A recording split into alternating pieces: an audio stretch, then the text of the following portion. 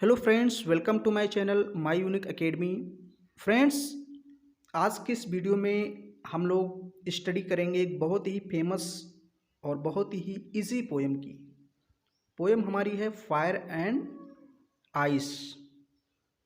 तो fire and ice, इसको हम लोग line by line, word to word एकदम हिंदी में समझेंगे। नो प्रॉब्लम, कोई प्रॉब्लम होगी नहीं आपको इसके बाद। तो ये किसके लिए है? CBSE board, UP board class 10th के लिए है। और इस पोएम को कंपोज किया है, मतलब लिखा है, रॉबर्ट फ्रॉस्ट ने। इसके पहले भी मैंने एक पोएम आपको पढ़ाई है और वो पोएम है डस्ट ऑफ स्नो। उसको भी रॉबर्ट फ्रॉस्ट ने ही लिखा था। वो भी 8 लाइन की थी और ये जो आज मैं पढ़ाऊँगा ये भी 8 लाइन की है। तो बहुत ईजी और शॉर्ट पोएम है।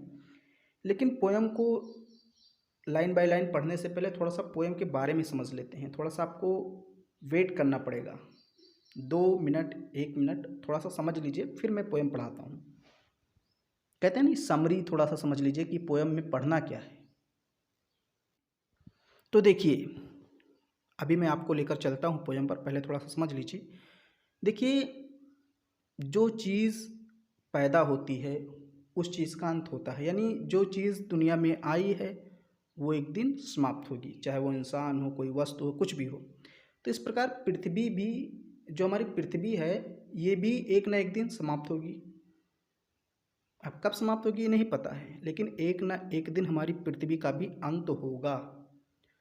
तो अब पृथ्वी का अंत कैसे होगा, यही चीज़ यहाँ पर बताई गई है।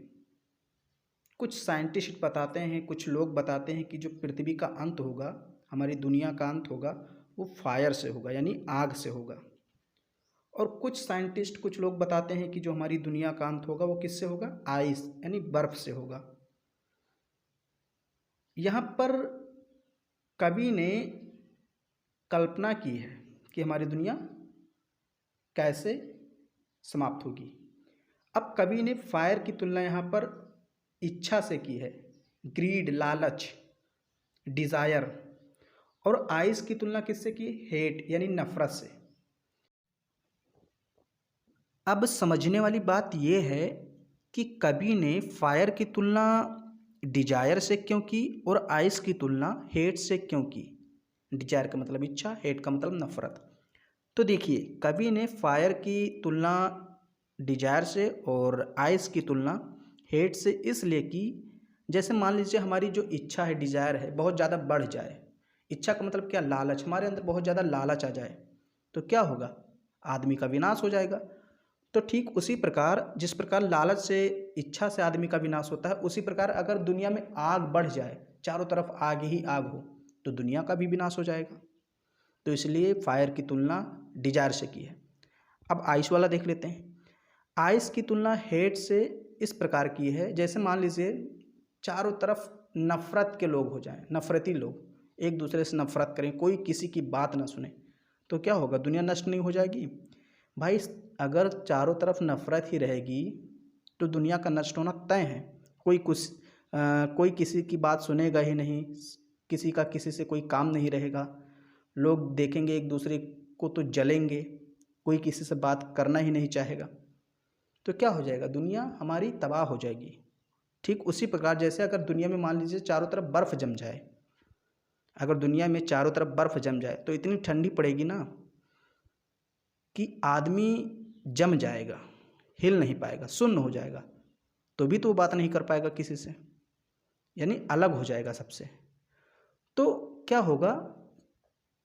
तब भी दुनिया तबाह हो जाएगी। तो इसीलिए तुलना की गई है आइस से। आइस से किसकी? हेट की, यानी घृणा की, नफरत की। और फायर से डिजायर की। ओके, तो ये मैंने थोड़ा सा आपको समरी पढ़ाया है।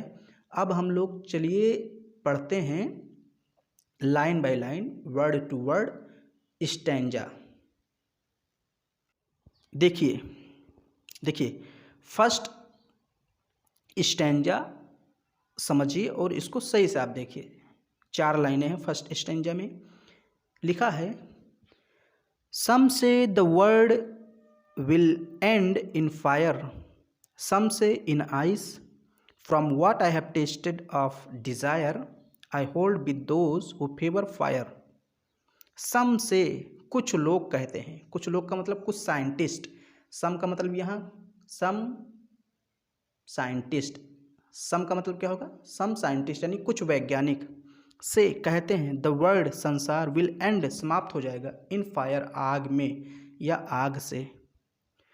कुछ साइंटिस्ट कुछ लोग कहते हैं कि जो संसार है ये आग से समाप्त हो जाएगा, आग से बर्बाद हो जाएगा, तबाह हो जाएगा। सम से इन आइस, और कुछ वैज्ञानिक कुछ साइंटिस्ट कहते हैं ऐसा नहीं होगा, दुनिया किससे तबाह होगी, बर्फ से। सम से इन आइस, कुछ कहते हैं कि बर्फ में तबाह हो जाएगी, बर्फ से तबाह हो जाएगी, कुछ भी कह लीजिए आप।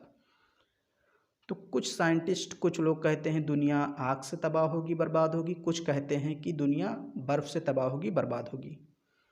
लेकिन अब कभी क्या कहते हैं, from what I have tested, लेकिन जो मैंने अनुभव किया, टेस्ट का मतलब चखा है, तो यहाँ चखना तो है नहीं भाई, कोई चीज़ है जिसे वो खा रहे हैं। टेस्ट का मतलब यहाँ अनुभव करना। कभी कहते हैं from what I have tested, लेकिन जिससे मैंने अनुभव किया है वो किससे दुनिया नष्ट होगी, ऑफ डिजायर, इच्छा से, लालच से। डिजायर का मतलब इच्छा या लालच। कभी कहते हैं, पोएट कहते हैं कि जो मैंने अनुभव किया है वो दुनिया किससे नष्ट होगी, डिजायर से नष्ट हो जाएगी। और इसलिए आई होल्ड, मैं खड़ा हूँ विद दोज, उन लोगों के साथ, हु फेवर फायर, जो आग के पक्ष में है। इसलिए मैं, कभी कहते हैं इसलिए मैं उन लोगों के साथ खड़ा हूँ, यानी उन लोगों का समर्थन करता हूँ जो कहते हैं दुनिया आग से नष्ट होगी। क्योंकि इन्होंने क्या किया है, आग की तुलना डिजायर से कर दी है। जैसे डिजायर अगर बढ़ गया तो आदमी नष्ट हो जाएगा, वैसे अगर आग बढ़ गई तो दुनिया नष्ट हो जाएगी। इसलिए कवि ने कहा मैं उन लोगों के पक्ष में खड़ा हूँ, उन लोगों के समर्थन में खड़ा हूँ, फेवर में खड़ा हूँ, जो कहते हैं दुनिया आग से नष्ट होगी। ओके, तो समझ में आया 4 लाइन। अब चलिए देखते हैं second stanza. But if it had to perish twice, I think I know enough of it to say that for destruction ice is also great and would suffice. अब देखिए इसको line to line. But if it had to perish twice, twice का मतलब दोबारा, perish का मतलब नष्ट होना, बर्बाद होना। लेकिन मान लीजिए दुनिया किसी तरह बन गई और उसको फिर से नष्ट होना पड़ा। मान लीजिए एक बार आग से नष्ट हो गई किसी तरह और उसके बाद किसी तरह दुनिया फिर से बस गई।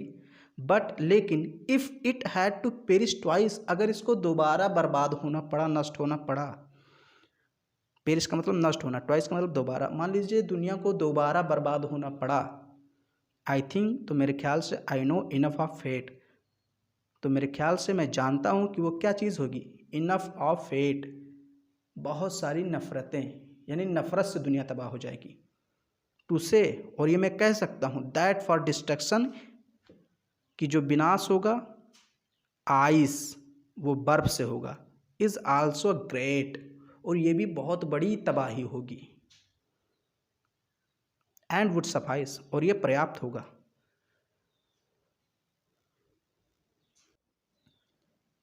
सेकंड स्टैंजा फिर से पढ़ लीजिए। सेकंड स्टैंजा फिर से पढ़ा देता हूँ, थोड़ा बाहर शोर शराबा हो रहा है इसलिए मैं रुक गया। But if it had to perish twice, एक बार तो मान लीजिए आग समाप्त होगी, अगर दोबारा समाप्त होना पड़ा, बट लेकिन, इफ़, यदि, इट हैड टू पेरिश, इसको समाप्त होना पड़ा, ट्वाइस, दोबारा, आई थिंक, तो मेरे ख्याल से, आई नो, मैं जानता हूँ, इनफ ऑफ हेट, यानी पर्याप्त हेट होगा, नफरत होगा, यानी पर्याप्त नफरत से तबाह होगी दुनिया अगर उसको दोबारा तबाह होना पड़ा तो। टू से, और मैं कह सकता हूँ, दैट फॉर डिस्ट्रक्शन, इस विनाश के लिए, आइस इज आल्सो ग्रेट, एक बहुत बड़ा योगदान देगी, कौन, आइस, यानी बर्फ़, यानी बर्फ़ भी बहुत तबाही मचा देगी इस विनाश के लिए। टू से, मैं कह सकता हूँ, दैट फॉर डिस्ट्रक्शन, कि इस विनाश का जो कारण होगा, डिस्ट्रक्शन का मतलब विनाश, इस डिस्ट्रक्शन का जो कारण होगा, आइस इज़ आल्सो ग्रेट, वो क्या होगा, आइस, जो कि एक बहुत बड़ी तबाही मचा सकती है, एंड वुड सफाइस, और ये पर्याप्त होगा। अब भाई पर्याप्त क्या, दुनिया तबाह हो जाएगी, पर्याप्त क्या होगा। देखिए जो पोएम्स होती हैं इनको अगर line to line word to word आप एकदम मीनिंग सोचें कि जैसा लिखा है वैसा ही बोल दें तो ऐसा नहीं होता है। प्रोज में ऐसा होता है कि जैसा लिखा है वैसा। पोयम में क्या होता है, भावार्थ आपको निकालना पड़ता है, उसमें छुपे हुए अर्थ को निकालना पड़ता है जो आप जब पढ़े रहेंगे तभी निकाल पाएंगे। इसमें लाइन का अर्थ नहीं है कि but it had to perish twice I think I know enough, ऐसे नहीं पढ़ना पड़ता, उसका अर्थ है। ओके, तो अगर दोबारा अगर पृथ्वी हमारी नष्ट होगी तो किससे, हेट से या फिर आइस से, और यह पर्याप्त होगा। तो उम्मीद है ये पोयम भी आपको पसंद आई, और अगर थोड़ा सा भी ये पोयम आपको पसंद आया तो उसको लाइक ज़रूर कीजिए, शेयर कीजिए अपने दोस्तों में, और हमारे चैनल को सब्सक्राइब कीजिए। मिलते हैं अगले वीडियो में, तब तक के लिए नमस्कार।